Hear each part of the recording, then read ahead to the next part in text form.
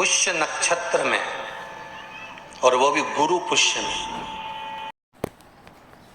शिव पंचायत का पूजन कर कर एक कलश में जल भरकर पुष्य नक्षत्र में, और वो भी गुरु पुष्य में, ब्रह्म मुहूर्त में कलश में जल भरकर 5 बेलपत्री शिव, गणेश, दुर्गा, सूर्य नारायण और विष्णु भगवान, इन 5 के नाम से जब हम कलश के अंदर डाल देते हैं, और डालने के बाद में गुरु पुष्य के ब्रह्म मुहूर्त में सुबह 4 बजे के करीब में हम जहां हमारा मन पड़े वहां पर अगर बोर लगवा देते हैं तो पानी तो निकलना ही होता है। ऐसा हो ही नहीं सकता कि जल ना निकले, जल निकलेगा ही।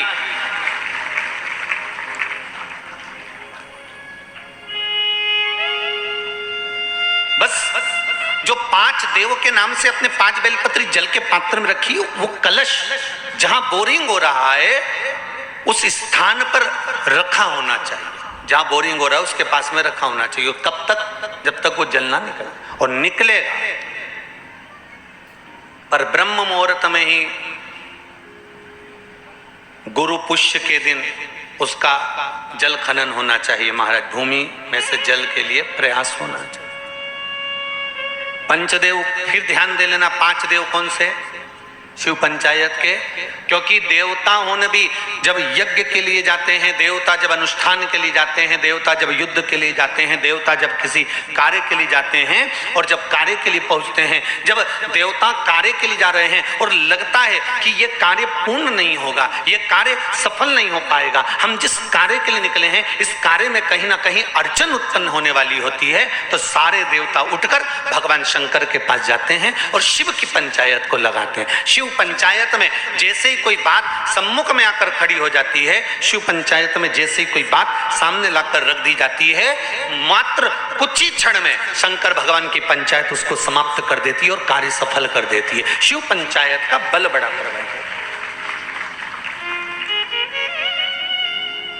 अब एक बात और ध्यान दीजिए, कई लोगों के मन में आता है, गुरुजी शिव परिवार के मंदिर जाता होते हैं तो शिव पंचायत के मंदिर क्यों नहीं बनते?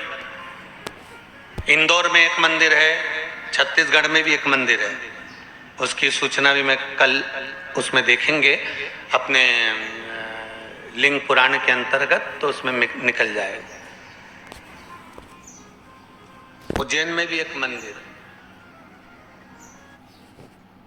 जो भी किसी भी रूप में एक पान के पत्ते के ऊपर,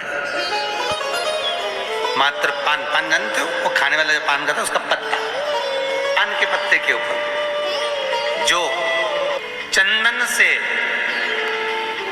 शंकर के नाम, पार्वती का नाम और ब्रह्माणी सरस्वती का नाम लेकर शिव को समर्पित कर दे, महाराज उसकी भी तिथि बताइए, बड़ी सुंदर है।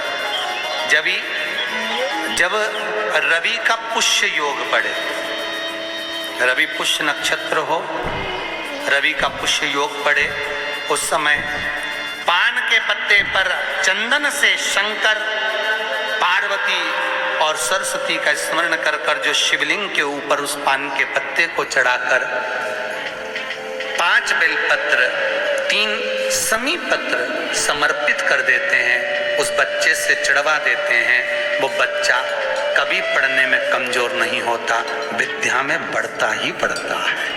पलटकर माँ बाप को देखना ही नहीं पड़ेगा, बच्चे को कभी भी आपको कहना ही नहीं पड़ेगा कि पढ़ने बैठ, वो खुद पढ़ेगा, रुचि से पढ़ेगा। 5 बेलपत्र, 3 समी पत्र समर्पित कर दें, भगवान शंकर का स्मरण करें और उस बच्चे को प्रणाम करवा कर वापिस लेकर आए, बच्चा विद्या में प्रबल होता है।